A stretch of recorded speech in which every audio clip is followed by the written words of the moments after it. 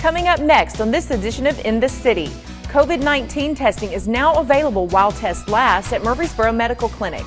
Also, Murfreesboro Fire and Rescue heads to Mount Juliet for tornado relief efforts. Plus, while kids are out of school, Murfreesboro City Schools have been busy connecting with students. And a great new development is planned to really shape what downtown will look like in the future. We'll tell you all about those stories and more coming up right now on this edition of In the City.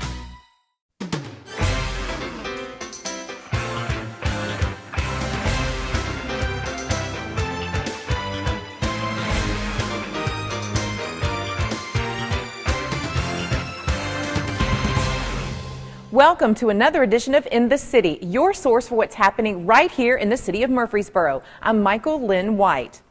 All of us here at the city know it's been a difficult time for everyone. We are making adjustments to our programming as guidelines continue to change. Some of the content in this month's show was recorded before recommended guidelines such as social distancing were put in place. Here at the city of Murfreesboro and CityTV, the health and safety of our residents and staff is of utmost importance. With that being said, please enjoy this edition of In the City.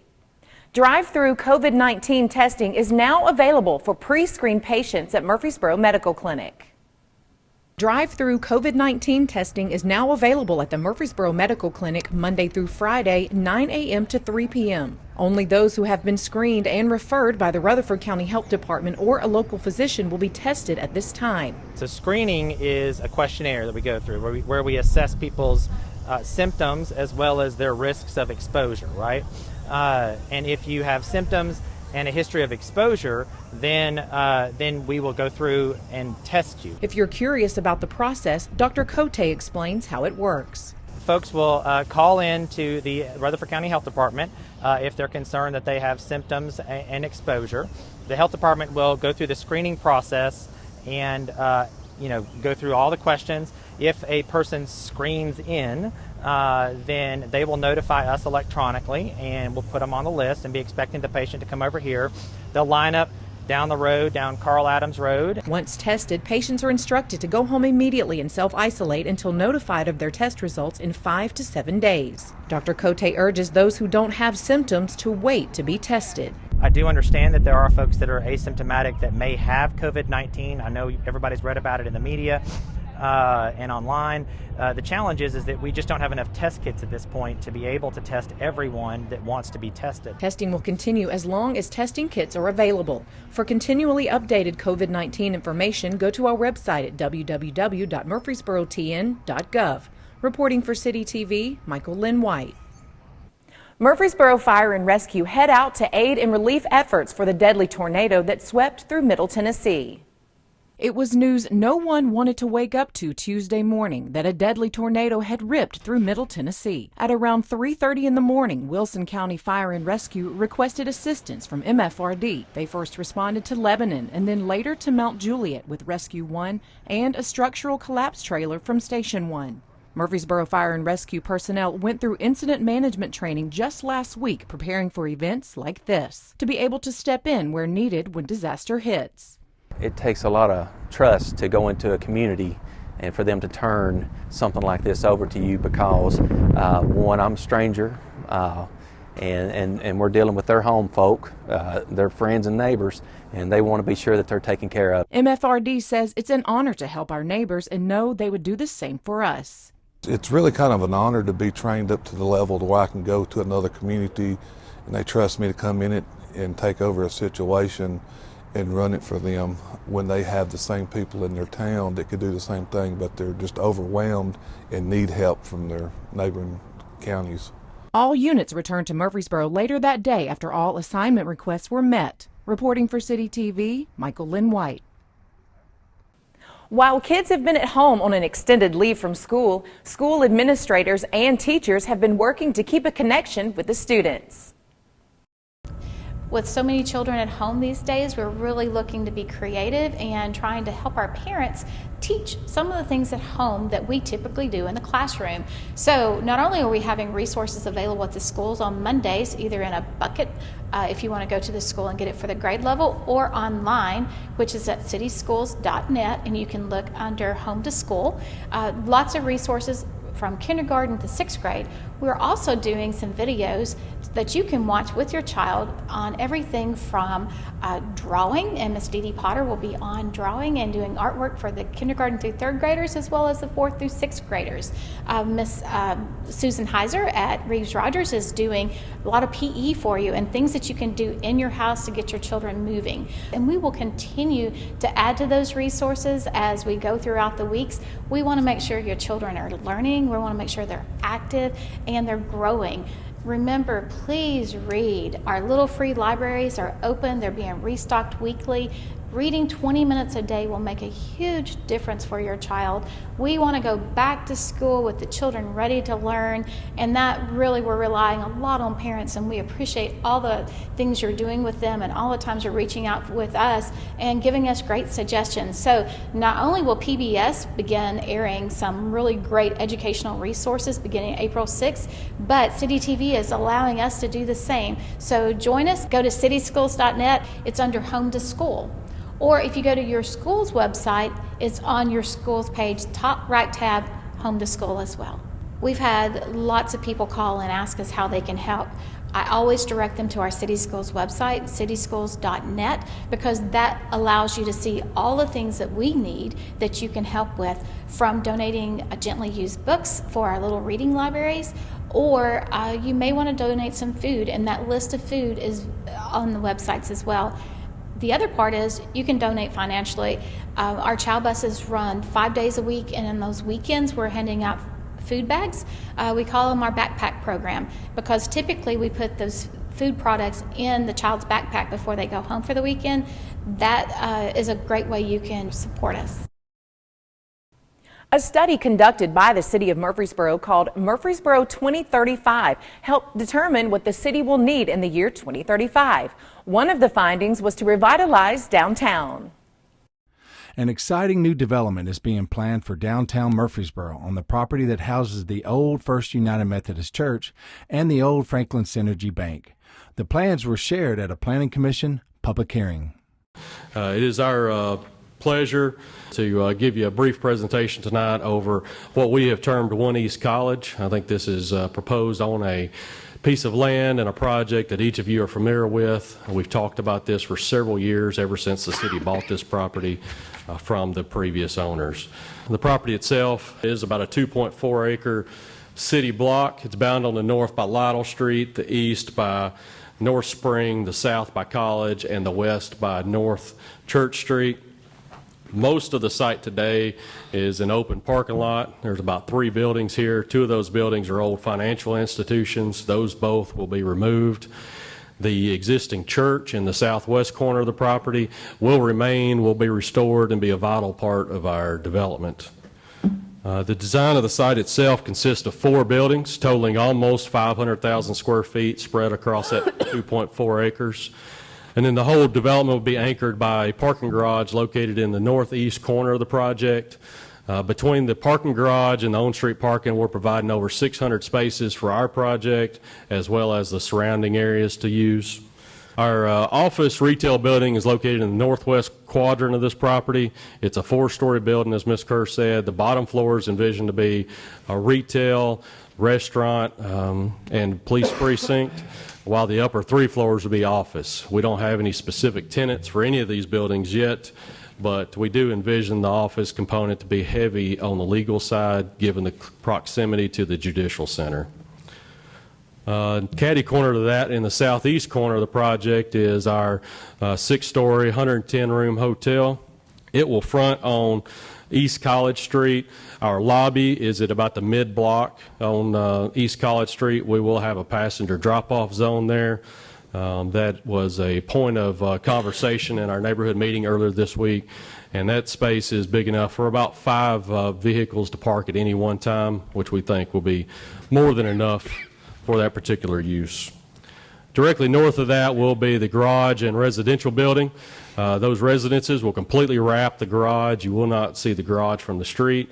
And then on top of that garage will be an additional 4 stories of penthouse units. We think are going to provide some of the best and most spectacular views that we have in Murfreesboro today. And then last but definitely not least, in the southwest corner of the property is the existing church. That will remain. We're going to restore that. We are going to replace the stained glass windows that were previously taken out. We're going to look for any structural damage, mortar damage, and completely restore and wash that, and then open that back up. We hope to have an entertainment venue there, but again, we have not signed anyone yet.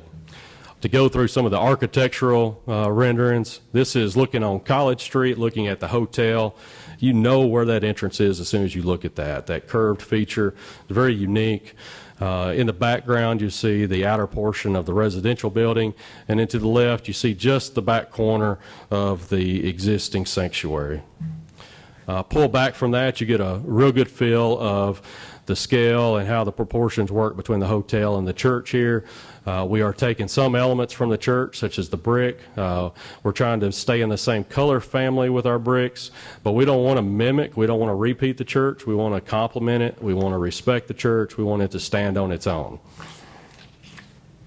This is almost exactly opposite of the last picture. This is at the corner of Lytle and Spring Street, looking back at the residential. Again, we've carried the curved corner to this aspect as well. It's going to stand out. You see the balconies. You know where to walk into this building. A lot of interest in these elevations.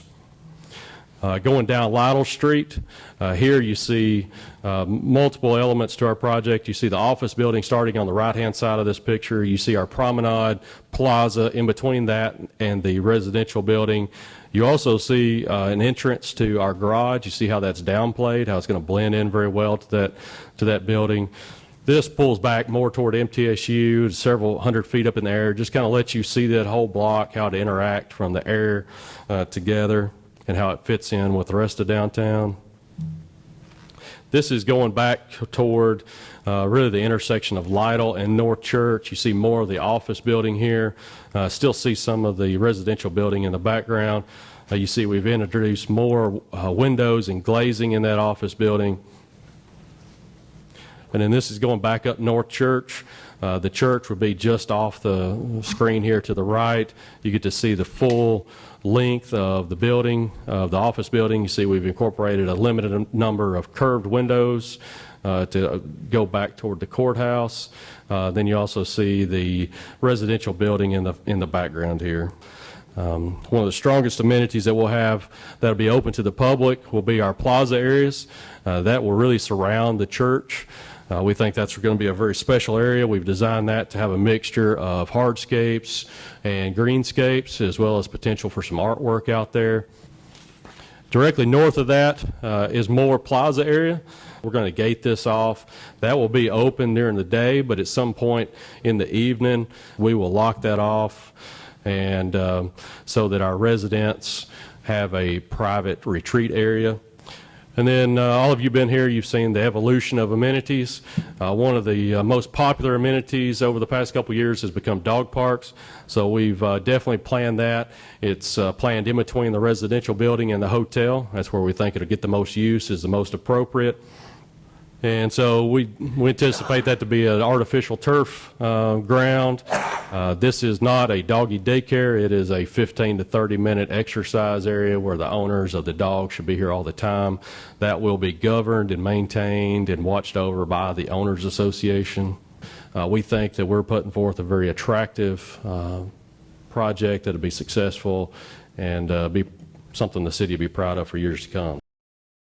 Parking and architecture concerns were discussed during and after the public hearing, but overall, commission members and the public liked the plans. It was passed unanimously and sent to the City Council for passage. With schools closed and guidelines changing daily, one thing is constant. Murfreesboro City Schools Chow Bus is up and running through the week to make sure no child goes hungry. Murfreesboro City Schools may be closed, but any child 18 and under will have access to free food. Today our Chow buses are running. We have over 40 sites that we are servicing, and this is an expansion of what we do during the summer food program. We want to make sure that our kiddos are fed. They will have breakfast and have lunch at the sites. Instead of boarding the Chow Bus, children will be handed their meals at the door. It will be a handout and to-go process versus the children getting on the bus, But we're so thankful that our nutrition department and our transportation department stepped up, and we got going really quickly. Murfreesboro Police joins forces to hand out free books as kids get their meals. There are also many other free resources like the Little Pantry and Little Library located around town. Be sure that we're offering some learning opportunities. We are stocking our little free libraries. They're at every school, so parents can come to those little free libraries and get books for their children to read at home. They're going to be restocked often. The Chow buses will run through March 27th. Then officials will decide what comes next for spring break and beyond. With this happening, we're going to see where we are and reevaluate and put our plan in place at that point. Buses run Monday through Friday. For a complete schedule, go to www.cityschools.net. Reporting for CityTV, Michael Linn White. In an attempt for state lawmakers to stay in touch with their constituents, they gather monthly to talk about timely subjects. The Rutherford County Chamber of Commerce hosts each month Capital Connection throughout the 2020 legislative session. The Rutherford County legislative delegates are invited to keep the chamber membership well informed on issues affecting business, economy, and other relevant topics. As always, I want to thank our legislative delegation for being here today, and we appreciate all you do in Nashville, and appreciate all you do to support business in the chamber. As far as my agenda this year, I've got there's a lot of bills going through. One thing I had last year was the Secretary of State asked me to carry voter registration reform to eliminate fraud and to clean up some codes, and we did that. And a Democrat appointed judge overturned about 60% of it. So due to her judicial decision, we're going back and rerunning legislation within her boundaries before the election, so we can clean that up and hold people accountable. We just want to make sure that people aren't committing fraud, there's proper training, and there's proper conduct in these elections. For 3 years I've been working on, and it just keeps changing every year, and finally I got the right people involved, and our violent mental health reform is coming through. We can get people that could potentially be a threat in a mass shooting or mass killing or some incident, we can get them help so they can function normally and won't be a threat to anyone. And if this passes, it will be, hopefully we can avoid the Waffle House shootings and other things and get people help. Because it's not about locking people up or taking weapons away or taking their rights away. It's getting them help so they can function normally. Some of the things I guess I've talked about, TASER, I got the TASER study that I'd talked to some commissioners about, and the mayor. I know the mayor and commissioners are well concerned about infrastructure needs, about building schools, and like I said in the meeting, just to anytime you elevate the conversation and see what our needs are and what we can do to fix them, I think is very healthy.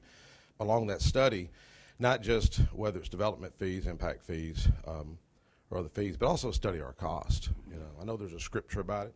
I think Luke somewhere where no one builds a tower without first studying the cost, and our costs are exponentially growing. It's unsustainable to build a school a year. The mayor knows this. Commissioners know it because y'all are tasked with having to hit that light to vote for that tax increase that you don't want to do. My pay freeze bill that some people don't like, that freezes the mayor and the sheriff and the other top brass across the state, not getting much support on that. It's an unfunded state mandate. So anytime you hear about the state with unfunded state mandates, bring up this bill. It saves the taxpayers $3 million the first year. $3 million.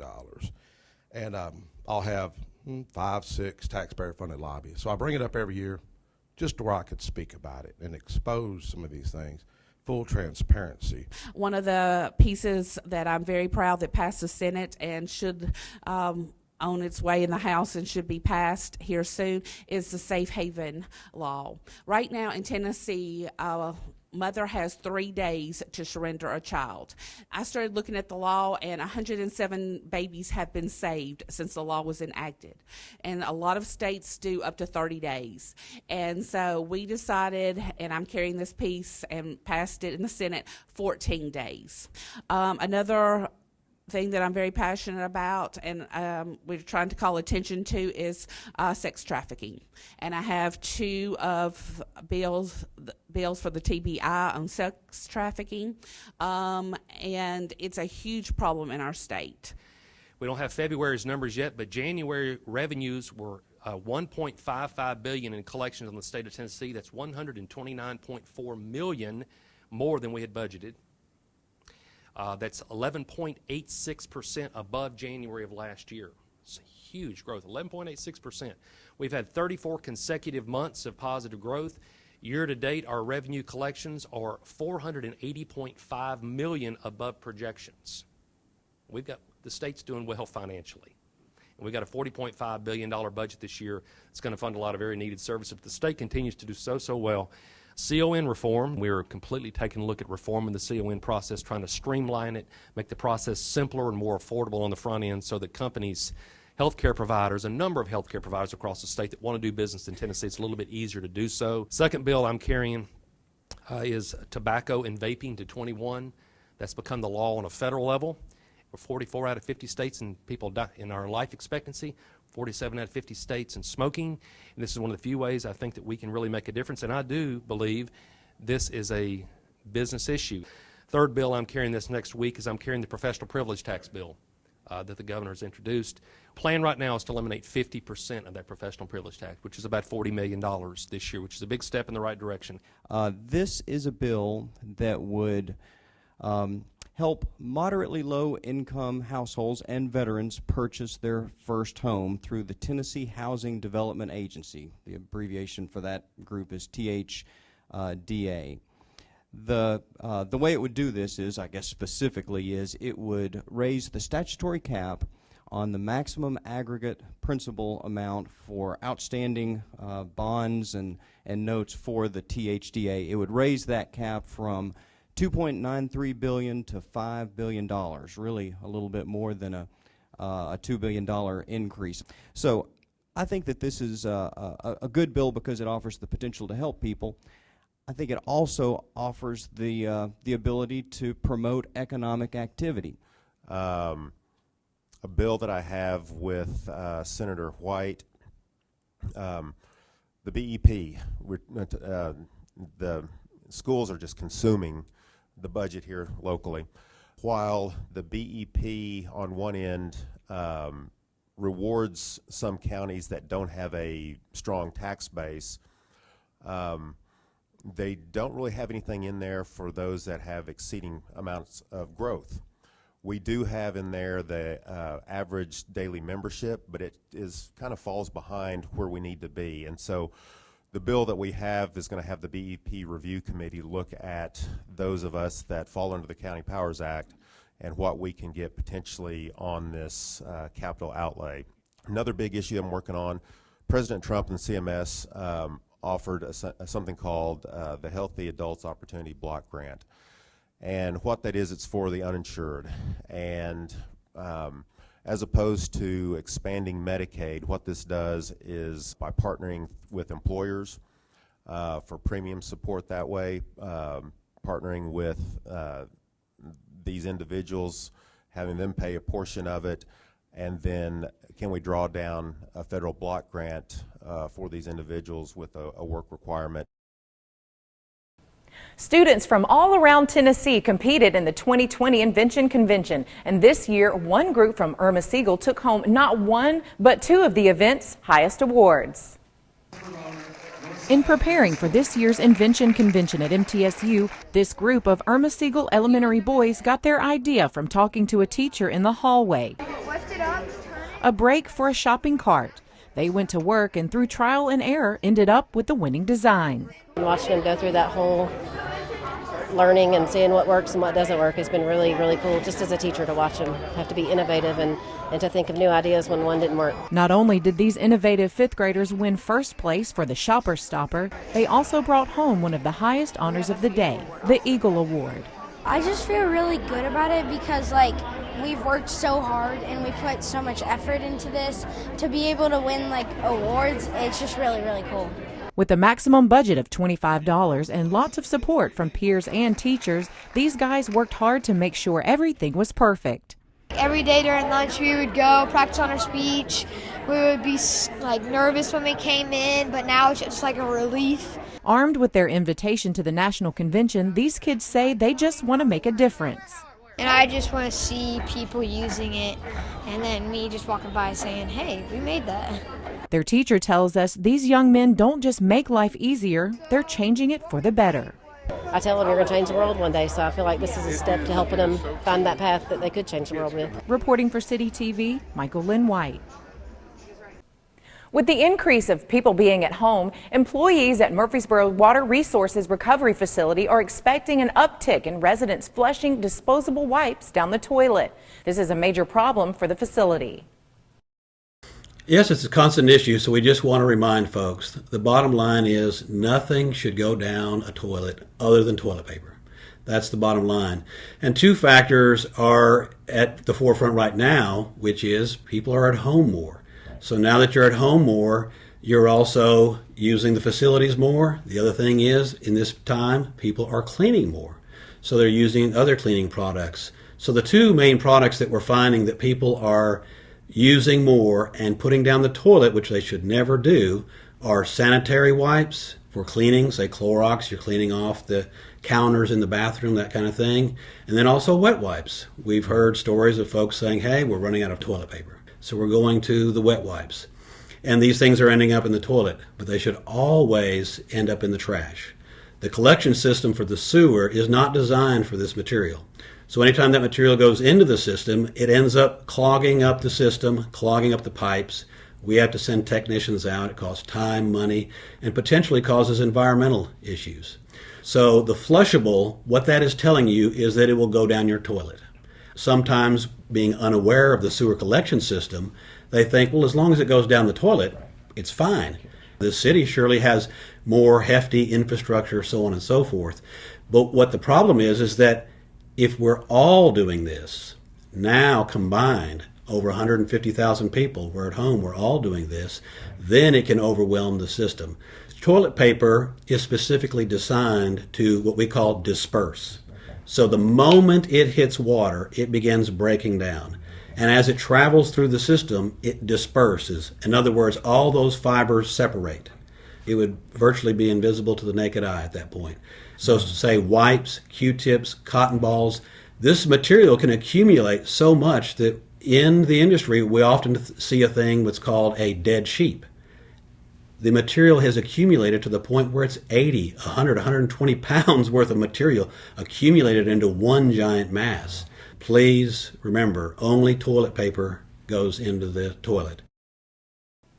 Back in February, Mayor McFarland received a letter from a city school student.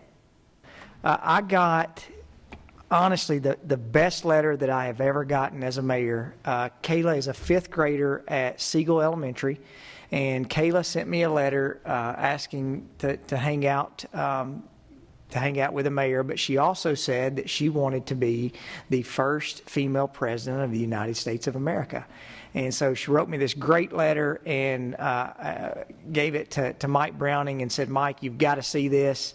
And so Mike put everything together for Mr. and Miss Miller to come tonight. And we got to spend about 30 minutes just talking, and she asked some really, really insightful questions. So I know after sitting with you tonight that this city is going to be in great hands for many years to come. So Kayla is going to lead us in our Pledge of Allegiance.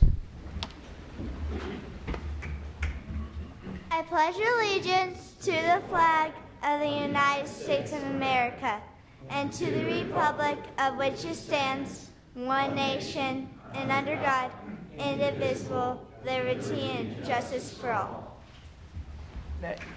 Kayla, I'm really proud of you, and I truly mean this.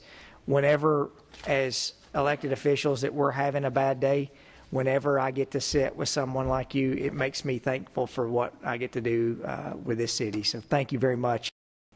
Well, that's it for this edition of In the City. As always, for more information about the city of Murfreesboro or any of the stories you've seen here, you can always visit our website at www.murfreesborotn.gov.